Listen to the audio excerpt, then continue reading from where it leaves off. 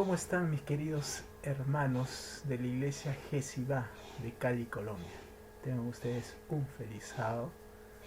En esta oportunidad pues Dios me da el privilegio de poder estar con ustedes para poder predicar de su palabra y ser un instrumento de Él y a través de ello poder dar el mensaje en esta noche.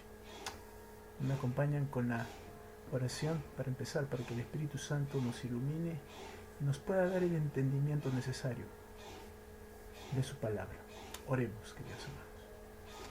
Oh querido Señor que estás en los cielos, en esta noche, Señor, te pedimos tu presencia, que el poder de tu Espíritu Santo pueda estar en cada uno de los hermanos que están escuchando esta transmisión, y que no sea yo quien hable, sino tú, Señor, a través de mi palabra, de mis labios. Señor, que este mensaje pueda llegar a muchos corazones que no te conocen. En tus manos, amor, nos encomendamos. Estos favores te imploramos en el nombre de Jesús. Amén. Bueno, queridos hermanos, es tan importante saber que hay a veces jóvenes en la iglesia, personas que han conocido el Evangelio, han tenido la oportunidad de estar siendo parte de las filas de la familia de Dios, han sido parte de los conquistadores, guías mayores, directores de JA, miembros activos que les gustaba participar en los programas, ¿no?, que tenemos, ya sea en Sociedad de JA, ya sea en los juegos, las dinámicas, en los cultos, ¿no?, en las alabanzas, tan activos, ¿verdad? Y de repente pues algo que les afectó, quizá algo, ¿cómo les puedo decir? Algo muy emocional que afectó su interior y hizo que se retiraran de la iglesia. Y pues se les hace llamar como personas ex-adventistas, personas que estuvieron en la iglesia y que ya lamentablemente fueron solamente cargados por la emoción, pero no por lo que en sí es el instinto de sentir, ¿no?, la verdadera presencia del Señor en tu vida. Y fueron débiles en su fe. Entonces justamente en esta noche quiero tratar este tema, ¿no? Persecución del cielo. Ahí nos cuento un caso, ¿no? Les cuento un caso de una señorita que se llamaba Miriam. Ella tenía 20 años. ¿Se acuerdan, verdad, de las Torres Gemelas? Yo sé que sí. En el año 2011, ¿se acuerdan lo que pasó? Un 11 de septiembre, ¿no? Acerca de Bin Laden, todo este personaje, ¿no?, que nos rodeaba, y hicieron una ejecución, ¿no?, maléfica en Estados Unidos, ¿no? Hicieron destruir estas dos torres. Justamente, ¿no?, habla este personaje que tenía una hija, Bin Laden, que tenía 20 años. Dice que esta niña, su hija, subía a la escalera, dice, corriendo hasta la pieza del líder, o sea, es decir, a su casa. Iba corriendo a su casa a buscar a su papá, que era Bin Laden, ¿no? Y le preguntó qué estaba sucediendo. Y le dice su papá, Bin Laden, baja y vuelve a tu cama. Le dijo Bin Laden, ¿no? Hace más de 5 años dice que él se escondía bajo una pared de 4 pisos, que en algunos aspectos se parecía más a una cárcel de máxima seguridad. El lugar tenía cerca de 4.000 metros cuadrados, donde había un rebaño de vacas, un gran gallinero y un rebaño de ovejas que la familia criaba dentro de la propiedad, además de una huerta donde cultivaban todo lo que comían aquellos que vivían al lado del hombre más buscado del mundo. Este señor vivía bien encerrado, ¿no?, bajo 4 llaves, y estaba pues alejado de todo el mundo, ¿no?, aislado de todo el mundo, y solamente compartía, dice, propiedad solamente un rebaño, ovejas, con su familia cercana, y solo se alimentaban de lo que tenían, ¿no? Que en este caso es de su propia familia, de lo que ellos le traían. Dice que en Estados Unidos era muy perseguido, ¿no? Estaban persiguiendo a él, querían encontrarlo como de lugar para matarlo. Durante 10 años se hizo esta búsqueda. Lógicamente que se inició desde ese año, ¿no? En que desaparecieron las Torres Gemelas, en el 2011. Entonces, fuentes del espionaje, dice, militar de Estados Unidos, informaron dónde podría estar escondido Bin Laden. Decían en Pakistán, hace algunos años. Entonces es donde dice que algunas armas habían acompañado a Bin Laden en aquellos 10 años de fuga, que es donde se desapareció él, ¿no? Pero misteriosamente en aquella noche él no las usó. En vez de eso dice que se dio vuelta hacia su esposa, ama, y le dijo: no prendas la luz. Ese era un pedido sin sentido. Alguien, no sabe quién, cortó la energía del vecindario. Esa acción silenciosa dio ventaja a los soldados norteamericanos de la tropa del Elite SEAL en aquella noche sin luna. En realidad, esas palabras fueron las últimas que Bin Laden dijo. Más tarde, dice, el complejo fue tomado por los soldados norteamericanos que consiguieron neutralizar a los guardias responsables por la seguridad y llegar al lugar donde el líder Al-Qaeda, en este caso Bin Laden, estuvo recluso por más de 5 años. Como no, estos soldados fueron a buscar a Bin Laden. Fueron con todo lo que tenían que ir, ¿no? Pero sin embargo Bin Laden en esta oportunidad estaba sin armas, no estaba armado, porque él decía solamente que quería estar en la completa oscuridad. Por eso le dijo a su esposa que no prendiera la luz. Es entonces donde dice que en su casa fue víctima de su propio sistema de seguridad que tenía. Como que parecía que lo habían traicionado, ¿no? Su propio medio de seguridad de su casa. Tanto su familia, las personas que lo cuidaban, parece que lo delataron. Dice que las pocas ventanas que impedían que cualquier persona lo viera dentro, también impidieron ver lo que estaba sucediendo fuera. Bin Laden dice que simplemente esperó en la oscuridad que los soldados invadieran su último refugio. Entonces, según los guardias que participaron de la operación, parecía que el hombre más buscado del mundo de alguna manera se sentía aliviado por haber sido encontrado. Él podía, dice, pero simplemente no reaccionó. O sea, él prácticamente esperó que los soldados estadounidenses ingresaran a su casa y lo encontraran en la completa oscuridad, sin armas. Parecía que él ya estaba esperando que lo capturaran para luego ser ya, ¿no? Como todos sabemos, ¿no? Que lo asesinaran. Por más que una persona intente, aquí viene el mensaje, ¿no? Por más que nosotros intentemos huir o querer huir, escapar de alguna situación económica, quizás catastrófica, quizás querramos salir de los problemas, de las dificultades, huir, ¿no? No queramos enfrentarlas. O tenemos sensaciones de que nuestra vida es un infierno, de que nuestra vida no tiene sentido, que parece que todo está en contra de nosotros. Tenemos una sensación de inseguridad, de miedo, de que nadie nos va a entender. Y nos encerramos en un mundo de todas estas características que les mencioné, ¿no? Del miedo, de la inseguridad, del infierno, de aflicción, de problemas. Es donde nosotros huimos a veces y nos refugiamos en eso. Por eso es lo que pasó en el caso de Nimai, ¿no? Se refugiaba en su oscuridad. Entonces, ¿qué nos dice Dios frente a este hecho? En Salmos hay justamente un texto, quisiera que busquen, está en el capítulo 139, del versículo 7 al 12. Allí nos habla acerca de cómo es la lucha del hombre en el intento de escapar de la persecución divina.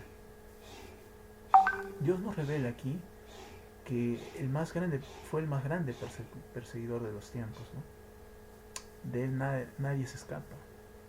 De él sabe mi hermano cuando empieza a hacer cosas que no son de acuerdo a la voluntad de Dios, él sabe lo que estás haciendo.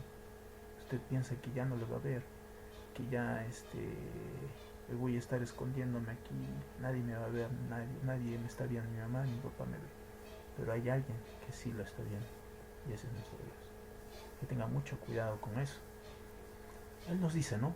¿A dónde iré de tu espíritu? ¿Y a dónde huiré de tu presencia? Nos dice, ¿no? Si subiere a los cielos, allí estás tú. Y si en el Seol hiciere mi estrado, he aquí, allí tú estás. Si tomare las alas del alba y habitare en el extremo del mar, aún allí me guiará tu mano y me asirá tu diestra. Si dijere, ciertamente las tinieblas me encubrirán, aún la noche resplandecerá alrededor de mí, aún las tinieblas no encubren de ti, y la noche resplandecerá como el día. Lo mismo te son las tinieblas que la luz. Esto es justamente lo que dice en este capítulo de Salmos, ¿no? Eso es lo que dice David, el rey David aquí, ¿no? ¿Cómo va a escapar de las manos de Dios? ¿A dónde va a huir? Si se va a salir de su presencia, va a salir al extremo del mar, ¿quién le va a guiar? ¿A dónde va a ir? Solo con el poder redentor de Dios va a poder salir de ese problema, y Él le va a ayudar a guiar por donde tiene que ir, ¿no? Según el salmista nos dice, ¿no? También podemos intentar huir de Dios, buscando lugares lejanos, profundos, altos, oscuros, y aún así el Señor nos va a encontrar tarde o temprano, ¿no? Nosotros, por más que querramos escapar, su Espíritu Santo no nos va a dejar huir. Aunque usemos todo nuestro potencial creativo, querido hermano o hermana, para buscar una manera inusual de escapar de su presencia, tarde o temprano nos va a encontrar. Así que cuando el Señor te llama, no podrás salir, no podrás escapar. Tenlo por seguro. La Biblia habla de algunas personas que hicieron lo impensable, intentaron escapar de Dios, ¿no? Pero terminaron descubriendo que el salmista tenía razón en relación a la total incapacidad del ser humano de escapar de Dios. Y al final se dieron cuenta que la mejor cosa del mundo es que Dios te encuentre. De manera especial, hoy vamos a analizar este aspecto de cómo sucedió principalmente en la vida de Elías. ¿Se acuerdan de Elías, verdad? Que no conoció la muerte, que el Señor se lo llevó, ¿no? ¿Por qué? Justamente vamos a leer. Está en Primera de Reyes, capítulo 17, versículo 1. Justamente habla de la historia de Elías. Fue un tisbita, ¿no? Este término es de un gentilicio, ¿no? Que viene de la ciudad de Tisbe. Él vivía en Tisbe, ¿no? Dice que empezó la historia de este siervo de Dios. Dice que vivió en un lugar insignificante, muy humilde, ¿no? Y por esa razón contribuía mucho a Dios, al reino de Dios. Se volvió una verdadera leyenda en Israel, un verdadero héroe de fe. Por eso cuando damos pasos atrás y respiramos, damos un poco aire histórico, ¿no? Para que podamos valorar el significado de lo que fue Elías en su tiempo, en el lugar donde vivió. Una persona muy humilde que contribuía al reino de Dios. Pero sin embargo, donde él vivía era un lugar abandonado por las personas, y él vivía prácticamente desolado de todos, aislado de todos, ¿no? Veamos un poco de historia, ¿no? De cómo fue su vida de él. Durante casi 100 años, dice, los israelitas habían tenido solo 3 reyes, ¿no? Como sabemos, David, el rey Saúl, Salomón, ¿no? Estos gobernantes eran diferentes entre sí, ¿no? Su fama fue conocida por su valentía, y las muchas conquistas, a pesar de no haber escapado del pecado, ni del fracaso en algunos aspectos de su gobierno. Por eso el reino comenzó a sufrir y se dividió hasta que, bajo una fuerte guerra civil, se formó el reino del norte, con sede en Samaria, y el reino del sur, cuya capital era Jerusalén. Esa división permaneció hasta que los reinos cayeron bajo el poder de los gobiernos extranjeros y los judíos fueron llevados al cautiverio. Habían ciertas discrepancias entre estos reyes, cada uno tenía sus distintas formas y cualidades de gobernar, ¿no? Algunos eran más dominantes, otros eran valientes, tenían fama de ser orgullosos, ávaros, otros eran leales a Dios, como David. Y pues reinaron en distintos lugares de Jerusalén, ¿no? Y fueron muchos, pero lamentablemente al final sus reinos cayeron bajo el poder y el dominio de gobiernos extranjeros, los cuales fueron llevados al extranjero. De la división de estos reinos tuvo un periodo de aproximadamente 200 años, ¿no? El reino del norte pasó por las manos de 19 monarcas que fueron completamente infieles al Señor. Imagínate, querido hermano, hermana, líderes nacionales, uno tras otro, hicieron lo malo ante el Señor. Este ambiente permaneció hasta la invasión de los asirios en el año 722 a.C. Entre estos todos reyes dominaron el reino del norte. Uno de ellos se destacó más que los otros. En el primer libro de Reyes, capítulo 16, versículo 29, justamente vamos a analizar ese punto, ¿no? Hasta el 33, del versículo 29 al 33, en el capítulo 16 de Reyes. Allí nos habla, ¿no? Comenzó a reinar Acab, hijo de Omri, sobre Israel, el año 38 de Asa, rey de Judá. Y reinó Acab, hijo de Omri, sobre Israel, en Samaria 22 años. Y Acab, hijo de Omri, hizo lo malo ante los ojos de Jehová, más que todos los que reinaron antes de él, porque le fue ligera cosa andar en los pecados de Jeroboam, hijo de Nabat, y tomó por mujer a Jezabel, hija de Etbaal, rey de los sidonios, y fue y sirvió a Baal y lo adoró. E hizo altar a Baal en el templo de Baal que él edificó en Samaria. Hizo también Acab una imagen de Acera, haciendo así a Acab más que todos los reyes de Israel, que reinaron antes que él, para provocar la ira de Jehová, Dios de Israel. Justamente en este versículo nos hablan de que tuvieron muchos dioses, ¿no? Uno de estos fue Baal. Acab, hijo de Omri, ¿no? Lamentablemente pues hizo lo malo ante los ojos de Dios, a pesar de que conocía la verdad. Él empezó a andar en los pecados que el mismo Jeroboam habían plantado y empezó a servir a otros dioses, lo empezó a adorar, a servir, hizo altares, templos, los edificaba, y por esa razón provocó la ira de Dios, y por eso Dios lamentablemente hizo un castigo cruel a Israel.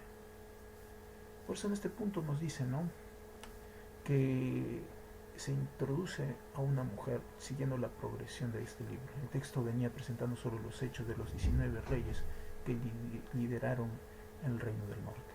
Pero cuando el autor comienza la historia de Acab, él se detiene para contar la historia y hablar de la mujer con la que se casó Jezabel. En este caso me parece que fue introducido de forma narrativa por dos razones, ¿no? Una razón porque reinaba Jezabel, ¿no? En realidad, dice el autor, quería mostrar que un sentido más real de administración de Acab era un gobierno de faldas.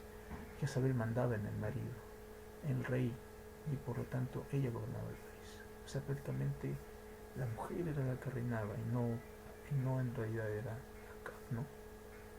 El segundo punto, ella fue la responsable por la introducción de la adoración pagana a Baal en el reino. La adoración a Baal era muy fuerte en esa área del Medio Oriente. No había encontrado apoyo en el pueblo de Israel, hasta que Jezabel la introdujo como herencia por su casamiento con Acab. O sea, prácticamente la mujer le indujo a Acab a que adorara estos falsos dioses, estas adoraciones paganas.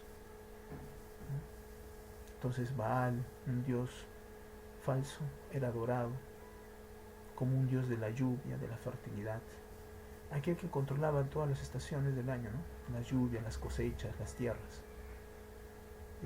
La adoración de Baal dice que eran sacrificios de bárbaros y las prácticas paganas. La impiedad creció de manera asombrosa en el país. Israel era un país muy pagano, con costumbres a muchos dioses e imágenes.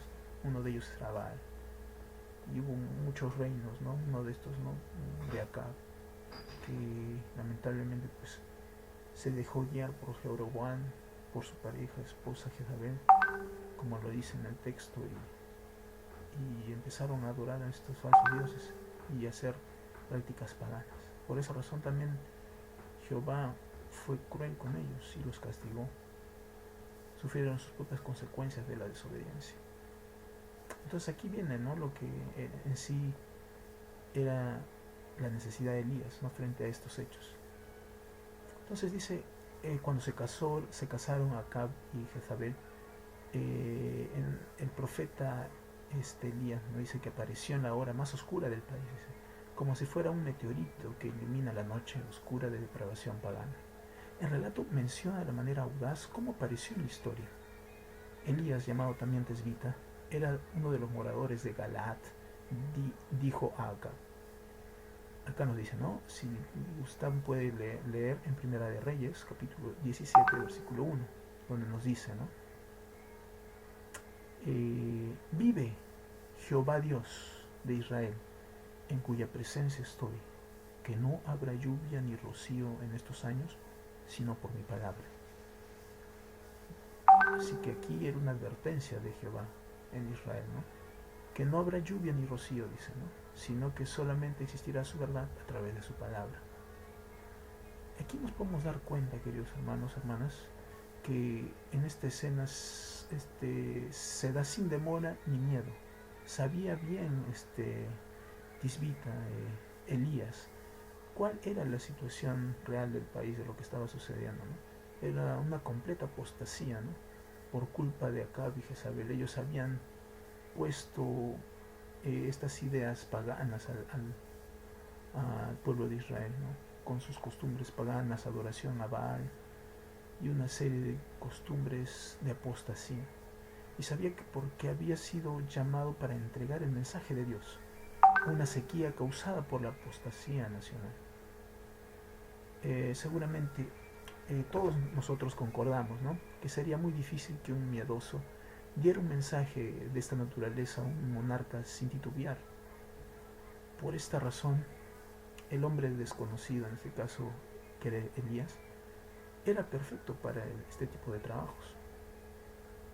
Entonces, a partir de aquel momento, mientras Dios enviaba un juicio sobre la tierra, Elías era buscado por todo el reino. Se ofrecieron una recompensa para buscarlo a Elías y capturarlo y cortarle su cabeza, ¿no? Acab lo buscaba incesantemente hasta poderlo matar. Y por esa razón la sequía se intensificaba en Israel. Nos dice, al final de los 3 años y medio, vino a él la palabra del Señor con una orden clara, ¿no? Justo también hay otro pasaje de Primera de Reyes, capítulo 8, versículo 1 al 2, donde nos dice, pasados muchos días, vino palabra de Jehová a Elías en el 3er año, diciendo, ve y muéstrate a Acab, y yo haré llover sobre la faz de la tierra. Aquí pues Elías fue a mostrarse a Acab, ¿no? Y el hambre era innegable, era muy grave en Samaria. Imagínate, querido hermano, hermana, sobre esta escena, ¿no?, de que después de tantos años el rey recibió un recado de Elías para que fuera a encontrarse con él en el campo. El monarca Acab, más que rápido, reunió todo su ejército, ¿no?, y partió en la dirección del profeta, que descansaba bajo un árbol. Al reconocer que él era el hombre de Tisbe, el rey dice que desde lo alto de su caballo le gritó: ¿eres tú el que turbas a Israel? Y él le respondió: yo no he turbado a Israel, sino tú y la casa de tu padre, dejando los mandamientos de Jehová y siguiendo los Baales. Envía pues ahora y congrégame a todo Israel en el monte Carmelo, y los 450 profetas de Baal, y los 400 profetas de Acera, que comen de la mesa de Jezabel. Entonces Acab convocó a todos los hijos de Israel y reunió a los profetas en el monte Carmelo. ¿Se dan cuenta, queridos hermanos, cómo ocurre estas consecuencias a causa del pecado? Tanta adoración y falsas imágenes, la apostasía que se hacía en Israel, echando la culpa a Elías, pensando que él turbaba al pueblo de Israel. Pero sin embargo, el mismo Elías dijo que mismo Acab y su familia estaban perturbando al pueblo de Israel. Entonces el rey intenta intimidar al hombre más buscado del mundo, ¿no? Pero este mismo invierte la situación a que él es el quien perturba a Israel. Frente a esta acusación del rey de que él era el culpable de todo lo que estaba sucediendo en la nación, Elías inmediatamente puso las cosas en su lugar, dice, ¿no? Mostrándose que en realidad todo aquello era el resultado del pecado que el mismo Acab había traído sobre la nación.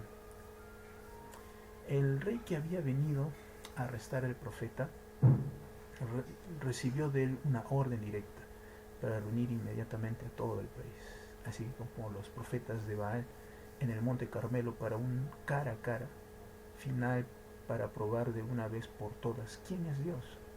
En realidad Acab no había nacido para gobernar. Él era muy obediente, tanto que después de la orden recibida directamente de Elías, se retiró rápidamente e hizo lo que el profeta le había ordenado. ¿Cómo influye Dios, verdad? Al final tuvo que aceptar su desobediencia a Dios. Y justamente cuando empieza a aparecer Elías, ya un hombre con una barba larga y una espada en las manos, mientras parece dirigirse de manera feroz en dirección a alguien, es una estatua donde Elías, dice, mientras enfrentaba solo al grupo de falsos profetas. Con seguridad aquello fue la batalla más interesante de toda la historia del Reino del Norte. Miles de personas se reunieron en la cima del monte Carmelo para ver lo que sucedería allí. La mayoría había sido atraída al lugar por la curiosidad de ver a aquel que había mandado la sequía sobre el país. Literalmente desde el primer momento Elías tomó el liderazgo de la situación al dirigirse al pueblo con voz fuerte. Acercándose Elías a todo el pueblo dijo: ¿hasta cuándo claudicaréis vosotros entre dos pensamientos? Si Jehová es Dios, seguidle, y si Baal, id en pos de él. Y el pueblo no respondió palabra. Y Elías volvió a decir al pueblo: solo yo he quedado profeta de Jehová, mas de los profetas de Baal hay 450 hombres. Dénsenos pues 2 bueyes, y escojan ellos uno, y córtenlo en pedazos, y pónganlo sobre leña, pero no pongan fuego debajo, y yo prepararé el otro buey, y lo pondré sobre la leña, y ningún fuego pondré debajo. Invocad luego vosotros el nombre de vuestros dioses, y yo invocaré el nombre de Jehová, y el Dios que respondiere por medio de fuego, ese sea Dios. Y todo el pueblo dice, respondió, bien dicho.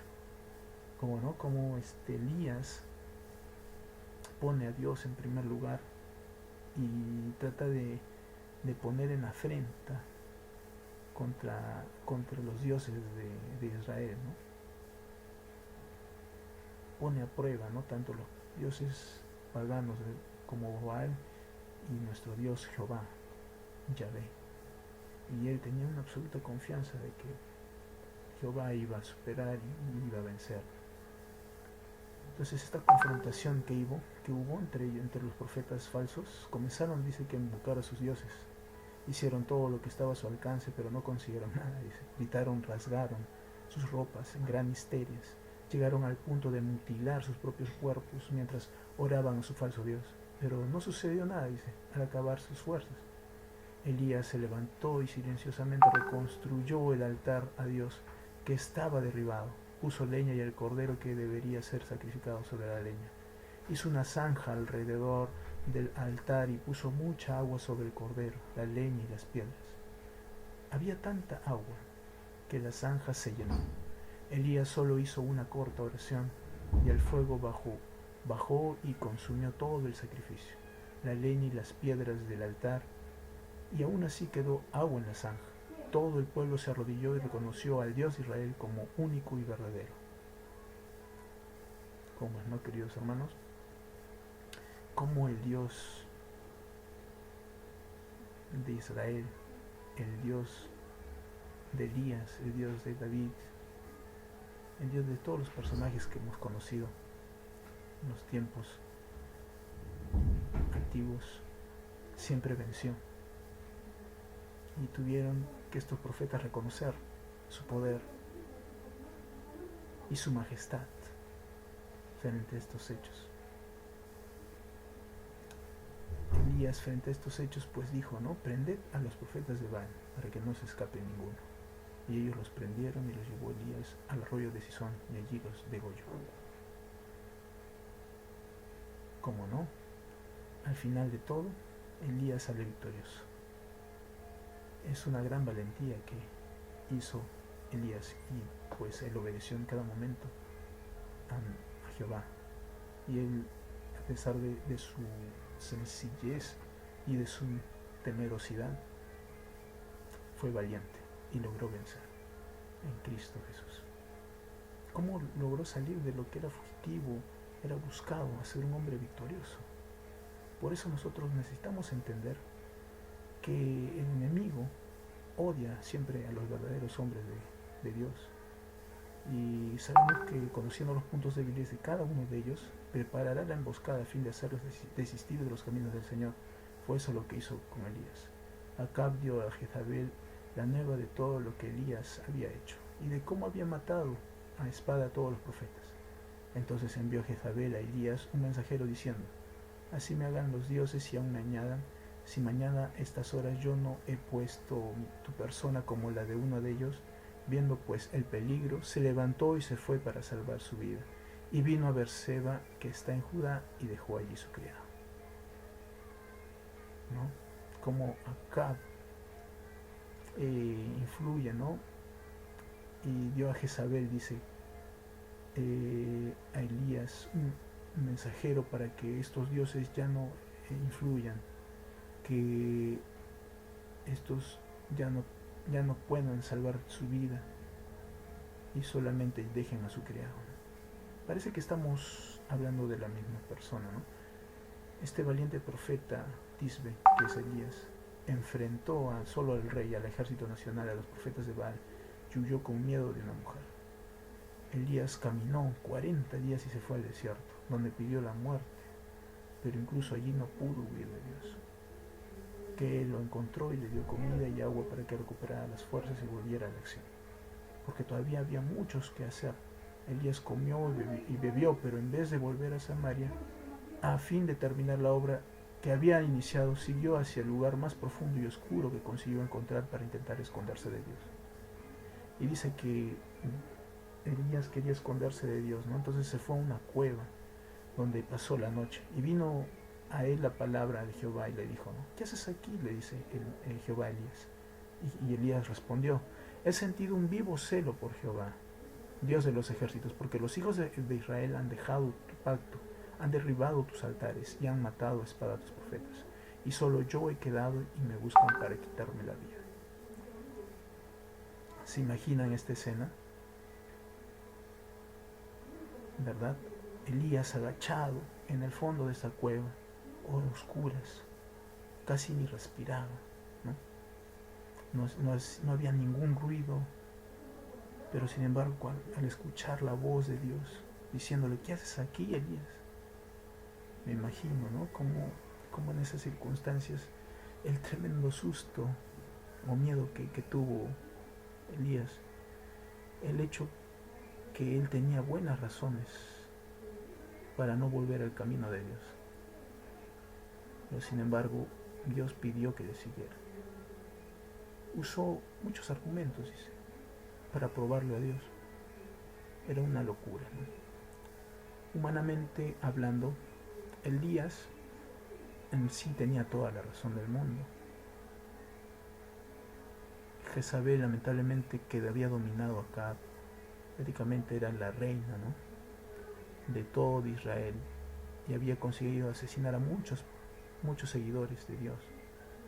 Entonces, por esa razón, Elías huyó 3 años de Israel y ahora estaba de regreso. Habían ordenado su persecución para que lo mataran, pero tenía muchos problemas, ¿no? Se había rendido, dice ahora, y prefería morir en el fondo de esa cueva que seguir el camino de Dios. Sí, mi querido hermano y hermana, lo que más nos llama la atención es que Dios, a pesar que le dijo, ¿dónde estás? ¿Qué estás haciendo?, Elías no se convencía de su voz. El Señor le dijo que no le prometería nada. Inclusive no le recordó lo que había hecho para protegerlo. Mucho menos lo apuntó con un dedo para retarlo, como el profeta débil y miedoso. Ni lo condenó por su falta de fe. Simplemente, ¿qué hizo el Señor? Solamente le hizo una invitación. Y es lo que Él quiere ser contigo, mi querido hermano, hermana, o alguien en esta noche que quizás necesita de Dios o está por primera vez escuchando este mensaje. Él te está llamando y te hace una invitación. Él no te obliga, no te obliga a retar, no te dice si eres débil, si eres miedoso, solamente te hace una invitación. ¿Y sabes qué le dijo Elías? Le dijo, es como que te dijera el mismo Dios a ti, querido hermano, ponte en su lugar. Sal afuera y ponte en el monte delante de Jehová. Y he aquí Jehová que pasaba, y un grande y poderoso viento que rompía los montes y quebraba las peñas delante de Jehová. Pero Jehová no estaba en el viento, y tras el viento un terremoto. Pero Jehová no estaba en el terremoto, y tras el terremoto un fuego. Pero Jehová no estaba en el fuego, y tras el fuego un silbo apacible y delicado. Y cuando lo oyó Elías, cubrió su rostro con su manto, y salió y se puso a la puerta de la cueva. Y aquí vino a él una voz diciendo, ¿qué haces aquí, Elías? Entonces, esta situación, el profeta Elías hizo que preguntara y buscara respuestas, ¿no? ¿Por qué Dios sabe todo lo que está haciendo, ¿no? Él se asombró por eso.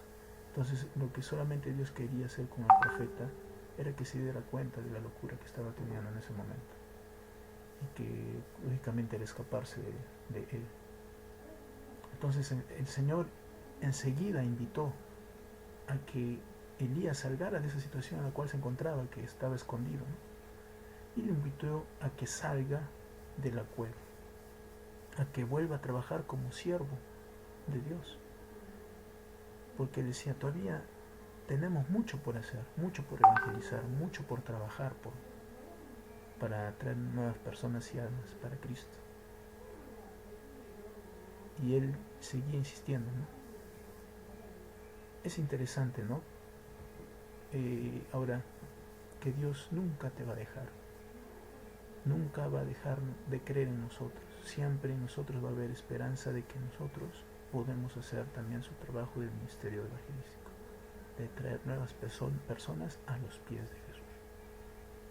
Por más que nosotros querramos escapar, irnos para acá, irnos para allá, como se fue Elías a una cueva oscura, sin respirar, casi por morir, igual Dios lo encontró y le dijo, ¿qué haces aquí? Y él trató de esconderse y no hacerse ver por Jehová. Así que Elías, al salir de la cueva, fue al encuentro con Dios. Entonces, cuando huimos de Dios, querido hermano, hermana, el gran miedo que tenemos es no lograr que Dios quiere que seamos, de no alcanzar el ideal del Señor, ¿no? Dios simplemente desea tener un encuentro contigo, conmigo. Él sabe cuándo esto va a suceder. El corazón se ablanda y el deseo de volver a Dios aparece. aquel encuentro cambió la vida de ellas, ¿no? Y el que había pedido la muerte al salir de la cueva hizo grandes cosas en nombre del Señor. Y en el momento adecuado fue llevado al cielo en un carro de fuego y sin ver la muerte. El plan de Dios era mucho mejor que el suyo. Así que, mi querido hermano, hermana que me estás viendo, seguramente tú te has acorralado en tu propia huida, en tus miedos, en tus temores, en las ganas de que Dios no te está viendo. Pero así como Elías, que se escondió en esa cueva oscura, donde no podía respirar. Si nosotros nos escondemos en nuestros miedos, en nuestras pesadumbres, en nuestros temores, pero Dios no te obliga, querido hermano, hermana. Dios cree en nosotros. Él cree que nosotros podemos evangelizar, podemos hacer muchas cosas por Él. Él te invita en esta noche a que tú puedas ir a Él y entregarte. Esta noche quiero hacer un llamado a ti, amiga, amigo que me estás escuchando, joven, a que puedas entregar tu vida al Señor. Que para Dios no hay nada imposible. Tú eres la persona más linda y preciosa que tiene nuestro Señor Jesús. Así que tú puedas empezar a renovar tu vida con el Señor, a empezar a transformar tu ser, a buscarlo a Él en cada momento, en cada lugar. Quizá ahorita estás con muchas preocupaciones, con muchas deudas, problemas, con el tema de la enfermedad que a todos nos agobia. Pero tú sabes que hay una esperanza en el Señor. Él quiere que vayamos a Él. Él quiere que te refugies en Él. Nosotros, por más que hagamos de todo para no estar en el Señor, Él quiere que nos involucremos en la obra evangelística. Tenemos que empezar a salir de esa cueva que nos martiriza, esa cueva que está dentro de nosotros, que es el miedo, el temor. Tenemos que salir a predicar, querido joven, querido hermano de esta noche. Somos los llamados a usar nuestros dones y talentos, o sea, con la alabanza, con la predicación, con el testimonio, con la visitación, el dar un aliento, en decirle a un hermano, a una persona: buen día, Dios te ama. No estás solo, Dios está contigo. Ya con eso estás haciendo mucho. Dios te llama, querido hermano, a hacer su obra, y ya no te escapes de Él. Él quiere lo mejor de ti. El encuentro que debemos tener con nuestro Señor Jesús nos dará una vida en abundancia. Él quiere preparar algo muy importante previo a su venida. En esta noche, si aceptas la invitación de hacer su obra, de ir en sus caminos y empezar la senda de salvar a otros, tú eres el llamado. Él te espera con sus brazos abiertos. Él entrará en Él, entrará en ti, estará contigo.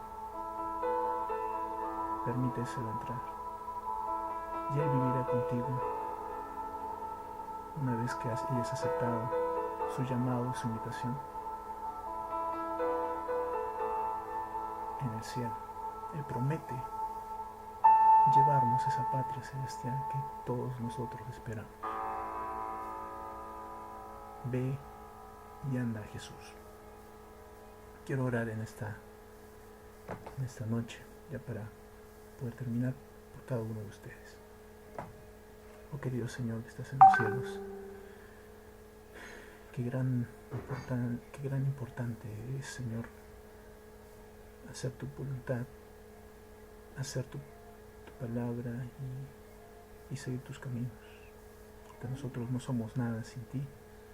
Si huimos a cualquier lado, a no ser como ese Elías que con la cueva escondido, sin respiración, a punto de morir, con tal de que el Señor no lo encontrara, pero fue en vano porque siempre lo llegó a encontrar. Dios quiere que ya no huyamos, sino vayamos a hacer su obra. Nos está invitando a buscar y a hacer las nuevas cosas que hay que hacer por Él para salvar a otros. Pues acá en esta noche pido por cada joven, cada hermano que está escuchando esta predicación, que el Espíritu Santo pueda obrar en sus vidas, que pueda tocarlas y ellos puedan a partir de ahora empezar a hacer una nueva vida. Señor, ayúdanos a vencer todos los desafíos, todas las cosas malas y hacer de nosotros una nueva criatura al servicio tuyo en todo lo que tengamos que hacer de ahora en adelante. Prepáranos para tu pronta venida. En tus manos de amor nos encomendamos. Por favor, oramos en el nombre de Jesús.